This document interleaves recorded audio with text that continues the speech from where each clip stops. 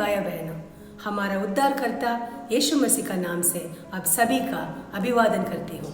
आज हम सीखने वाले हैं हमारा जीवन में जब परीक्षा के समय आएगा उसको कैसे सामना करना और उससे कैसे विजय प्राप्त करना।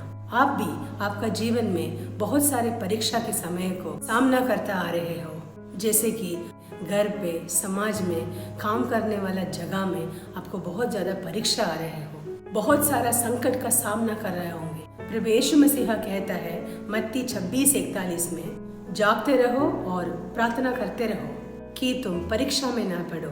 ये वचन प्रभु यीशु मसीह अपने चेलों से बात कर रहा था जब वो गेत्सेमने में प्रार्थना कर परमेश्वर की इच्छा को पूरा करने के लिए अपने आप को सौंपता था।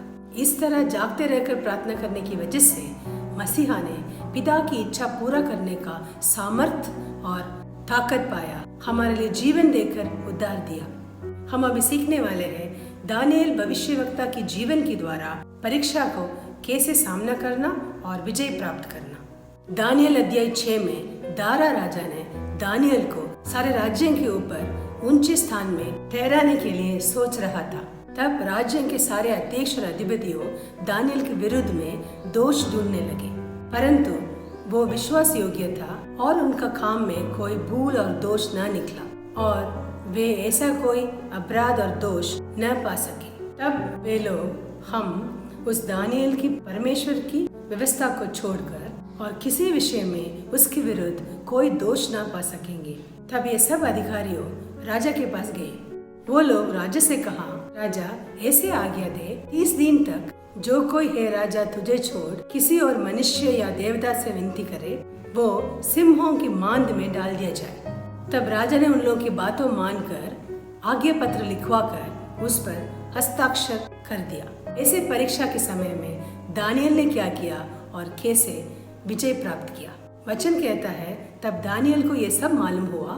तब वो अपने घर में गया और अपने रीति के अनुसार जैसे वो दिन में 3 बार अपने परमेश्वर के सामने घुटने टेकर प्रार्थना और धन्यवाद करता था, वैसे ही तब भी करता रहा। ऐसा परीक्षा के समय में दानिएल को ये सामर्थ्य और ताकत कैसे आया, क्योंकि दानिएल हमेशा परमेश्वर के साथ संगति में था और हर रोज 3 बार प्रार्थना करने का अभ्यास रखता था। इसलिए वो परीक्षा के समय में भी बिना किसी डर के प्रार्थना कर सकता था। तब वो अधिकारियों ने उतावली से आकर दानिएल को अपने परमेश्वर के सामने प्रार्थना करते हुए देखा। तब वे लोग राजा के पास जाकर दानिएल का शिकायत किया। राजा दानिएल को बचाने के लिए उपाय सोचने लगा, तब भी वो कुछ नहीं कर पाया, क्योंकि वो व्यवस्था अटल व्यवस्था था। तब राजा ने आज्ञा दी और दानिएल को लाकर सिंहों की मांद में डाल दिया गया। उस समय राजा ने दानिएल से कहा, तेरा परमेश्वर जिसकी तू नित्य उपासना करता है वही तुझे बचाएगा। तब एक पत्थर लाकर गड्ढे के मुंह पर रखा गया और राजा के मुहर भी लगा दिया गया। तब राजा उसके महल में चला गया। उस रात बिना भोजन पड़ा रहा। उसके पास कोई सुख विलास की कोई वस्तु नहीं पहुंचाई गई और उससे नींद भी नहीं आई। सूरज निकलते ही राजा उठा और सिंहों की गड्ढे की ओर फुर्ती से चला गया। राजा गड्ढे के निकट आया और शोक भरी वाणी से चिल्लाने लगा, हे दानिएल, हे जीवित परमेश्वर की दास, क्या तेरा परमेश्वर जिसकी तू नित्य उपासना करता है तुझे सिंहों से बचा सका है? तब दानिएल ने राजा से कहा, हे राजा, तू युहा युहा जीवित रहे। मेरे परमेश्वर ने अपना दूत भेजकर सिंहों के मुंह को ऐसा बंद रखा कि उन्होंने मेरे कुछ भी हानि नहीं की। इसका कारण यह है मैं उसके सामने निर्दोष पाया गया। ओ है राजा, तेरी सम्मुख भी मैंने कोई भूल नहीं की। तब राजा ने बहुत आनंदित होकर दानिएल को गड्ढे में से निकलने की आज्ञा दिया और उस पर हानि का कोई चिन्ह न पाया गया, क्योंकि वो अपने परमेश्वर पर विश्वास रखा था, अटल विश्वास रखा था।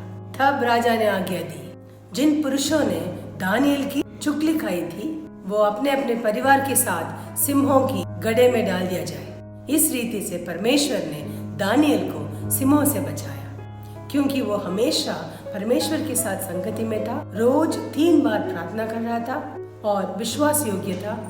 दानिएल ने साक्षी के रूप में जी रहा था और उसमें अटल विश्वास था, क्योंकि वो इज़राइल का परमेश्वर कौन, उसका सामर्थ्य क्या था, वो सब अच्छी तरह से जानता था। इसीलिए परीक्षा के समय में भी दानिएल बिना किसी डर के जागते रहकर प्रार्थना करके विजय प्राप्त किया। प्रिय भाई बहनों, हम हमेशा हमारे परमेश्वर के साथ उद्धारकर्ता यीशु मसीह का नाम में हमेशा संगति में रहना। इसका मतलब क्या है? हम हमेशा हर रोज व्यक्तिगत प्रार्थना करना, शादीशुदा है तो पति पत्नी मिलकर प्रार्थना करना, पारिवारिक प्रार्थना, घर पे बाइबल स्टडी होना चाहिए और हम साक्षी बनकर रहकर प्रभु के नाम की महिमा करना। ऐसा हम रहने से जब परीक्षा के समय आएगा, हम बिना किसी डर की प्रार्थना कर सके और विजय प्राप्त कर सके। जैसे दानिएल के साथ प्रभु रहकर उनका हर संकट से उन्हें बचाया, वैसे ही हमारे साथ भी प्रभु रहेगा, हमें भी हर संकटों और मुश्किलों से बचाकर हमें सफलता देगा।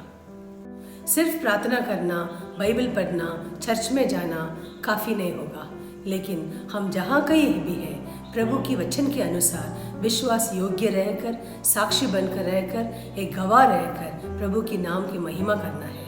दारा राजा ने सारे पृथ्वी के रहने वाले से कहा, दानिएल की परमेश्वर जीवित परमेश्वर है और वो युगान युगान तक रहने वाला है, ऐसा साक्षी दिया।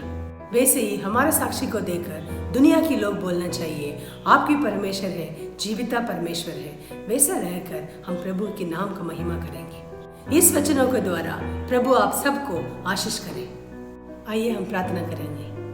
पिता परमेश्वर, इस सुंदर समय के लिए हम आपको धन्यवाद करते हैं। आज तक हमारे जीवन में आप जो कुछ भी किया, सबके लिए हम आभारी हैं। आज जितने लोग ये वचन सुनकर आपके साथ संगति में रहने के लिए, साक्षी बनकर रहने के लिए, विश्वास योग्य रहने का फैसला किया है, उन सभी लोगों का आप मदद कर प्रभु उनका जीवन में जो भी परिस्थिति है, संकट है, कष्ट है, उन सबको दूर कीजिए। उनका जितना भी बीमारी तकलीफ है, सबको चंगा कर उनका सहायता कर दीजिए। जितने लोग काम के लिए, शादी के लिए, उनका भविष्य के लिए, सफलता के लिए आपसे प्रार्थना कर रहे हैं, उन सब का उत्तर देकर प्रभु उनका जीवन में आपका नाम महिमा कर दीजिए। यीशु मसीह के नाम में प्रार्थना मांगते हैं, आमीन।